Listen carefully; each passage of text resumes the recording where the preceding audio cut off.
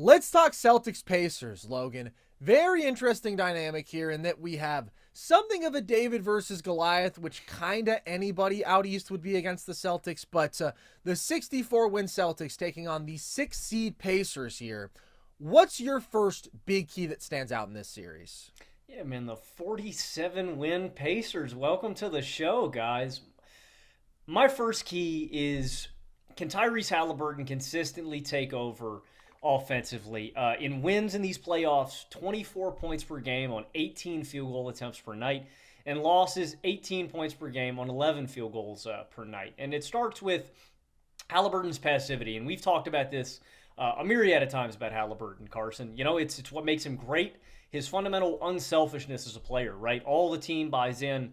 They make the right play. They make the right read. They are manufacturing the best shot every time down the floor. Like, it's one of the things that make this team offense great. But there have been moments in these playoffs thus far where the Pacers offense has stalled out, has gone cold, and Haliburton, as this team's best player, needs to realize, hey, ship's sinking. We're letting go of the rope a little bit. We need to lock in here. I need to get this team a bucket and break the cold streak. And sometimes Haliburton would do that. He hits a big pull-up three, and other times he wouldn't, and he'd kind of disappear sometimes. But that's one aspect of it, is his passivity and how aggressive he is. It's also the matchup that he's taking on and just all the great defenders here. We all know that the Boston Celtics have the best perimeter defender in basketball in Alex Caruso, you know? So Caruso's true. my favorite Celtic. They actually have, let's see if I can do it, Carson. Can I Come name on. 4 active Boston Celtics players? They've got Derek White. They've got Drew Holiday. They've got Jaylen Brown. They've got Jayson Tatum. Oof. Man, I don't know if you guys know how hard that was for me, man. It's been tough. Logan thinks Alex Caruso plays for the Celtics because he can't tell bald people apart, and he thinks every white person plays for the Celtics. True story. Man, you summed that up well. In the regular season poet. matchups, Carson, Boston stifled Haliburton. 16 points, 5 boards, 9 assists on 41-32 splits and a true shooting percentage of 53. So the one aspect of it is Haliburton's aggressiveness. The other aspect of it is that Boston probably has the best collective of perimeter defenders to throw at Haliburton outside of maybe Minnesota. And I would be perfectly fine if you sided with Boston. And the guy that he's specifically going to have to deal with is Derek White, who I think is all defense first team. I think he's probably the best defensive guard in basketball. His screen navigation is immaculate. His hustle, the way that he never gives up on a play too, because you'll see guys that will get caught up in a screen and they just give up and they let the guy that's helping off just deal with him completely. Derek White doesn't do that. He's the best rear contest guard in basketball, and he never gives up on a play. He is going to make life hell on Haliburton, and it's just how he deals with that, man. On the flip side of that, for the Pacers offense, like, you know, Siakam's not going to have as easy a route to attack mismatches as he did against New York, right? He had the luxury of attacking guys like Josh Hart and attacking guys like Deuce McBride. Shout out those guys, but they just physically can't match up with Siakam. So that's a huge part of this dynamic, man, is Indiana going to be able to get easy offense against this Boston defense? Their just matchups are so much harder, and Boston matches up with this team so much more physically well than New York did, and that's the big dynamic, man, is can these stars consistently create offense for this team?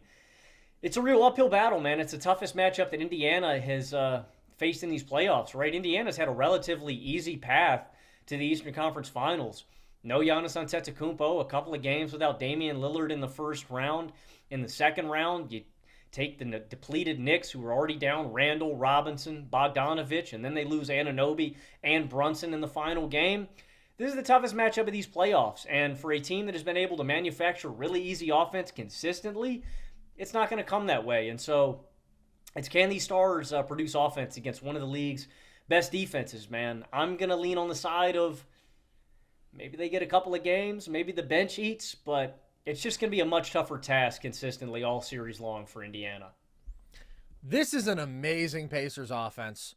Do not want to understate that. They have an offensive rating of nearly 123 coming into this game. It's the best that we've seen ever in a postseason with a minimum of 10 games. They have weapons up and down the roster. They play with great pace. They have a bunch of capable ball handlers and playmakers and shooters. Like, they're just an incredibly complete offense. So I do think that they're going to have a good offensive series. It's just a question of how good. And if Boston is engaged defensively, there's just no reason for them not to win this series convincingly. Because if they lose a couple games, it'll be that Indiana outgunned them. Like, the Pacers aren't going to start getting a bunch of stops on the Celtics. Like, it's going to be that Indiana probably got too many easy transition opportunities. You weren't super sharp with your rotations. They got a lot of open threes. But as you say, Boston's defense is well equipped to guard them. Specifically Siakam, because this team is just so resistant to switch hunting. They are like the one team in the league. Even Minnesota, we can talk about Mike Conley, right? How he can be attacked by bigger players. Even Karl-Anthony Towns, as good as he's been defensively in this run, like in space, you think there are certain guards who you don't want him switched out onto consistently. Boston is just like the little guys on the floor are 6'4" and super stout, elite athletic guards. So that's tough for Siakam because he lives off of switch hunting and mismatch attacking, and Tatum is a great option to guard him in single coverage. Like, he can't play bully ball there. He doesn't have a real size advantage, and there's nobody in the starting five who he can easily go after. So this is a great offense, but Boston is a great defense, especially when they decide to be that night in, night out for 48 minutes. I do think Hallie has a better path in this series, specifically in terms of his potential to target Al Horford, because I think that Boston is going to switch 1 through 5 a good bit. Horford, we saw held up really well on switches against Darius Garland last game. Props to him.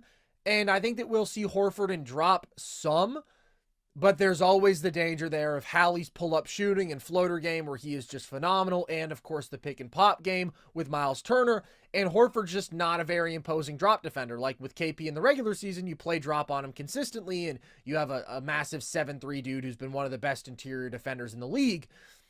It's not the same effect with Al Horford. He's not nearly the same deterrent, and whenever you send two to the ball, if you blitz or just have the screen defender play up at the level, like Hallie tends to dissect you. He gets that ball out and it moves like crazy in Indiana. So they're going to create an advantage. So that's where I think we are going to see a good amount of 1 through 5 switching.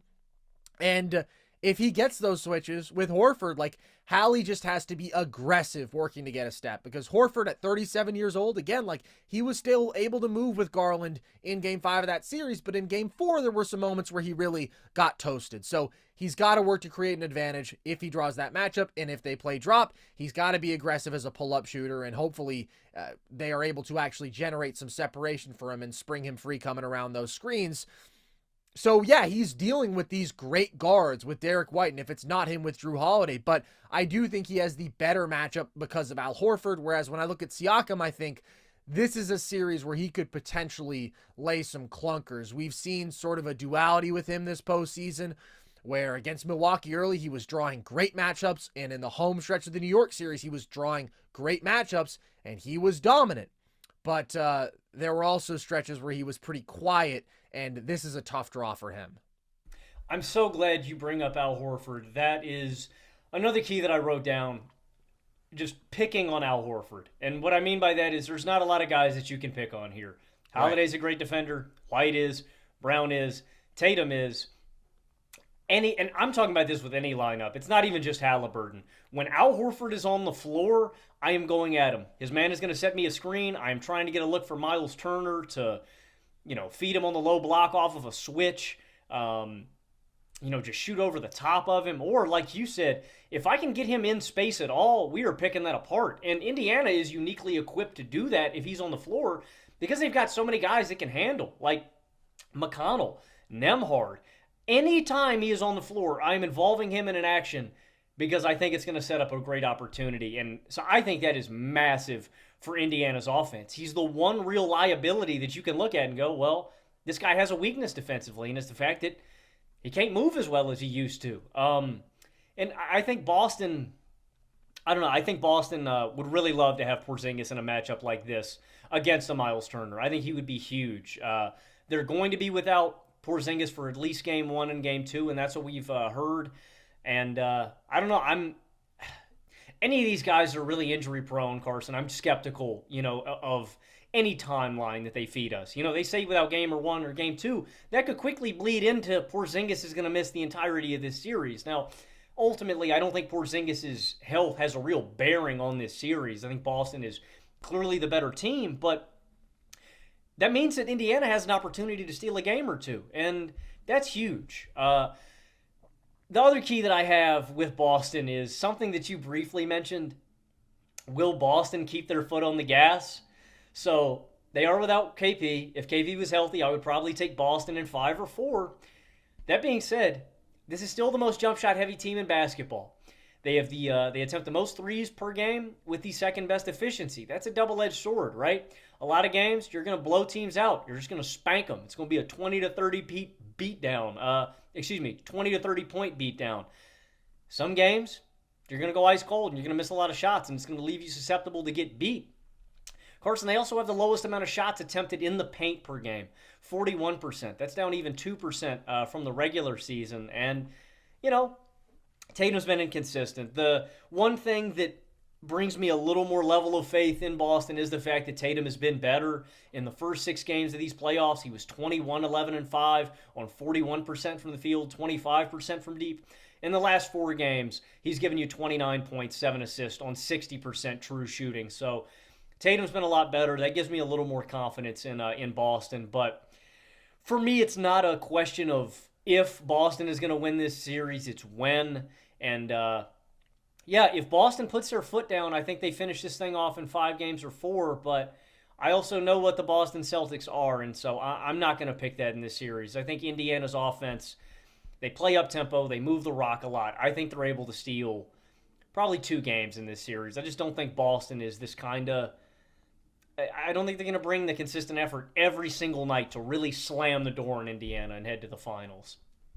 I would set the over-under at 5.5 games. I went back and forth between 5 and 6. With Porzingis on the floor, I'm with you. It would confidently be 5. Hopefully he does return because he's been so phenomenal this year.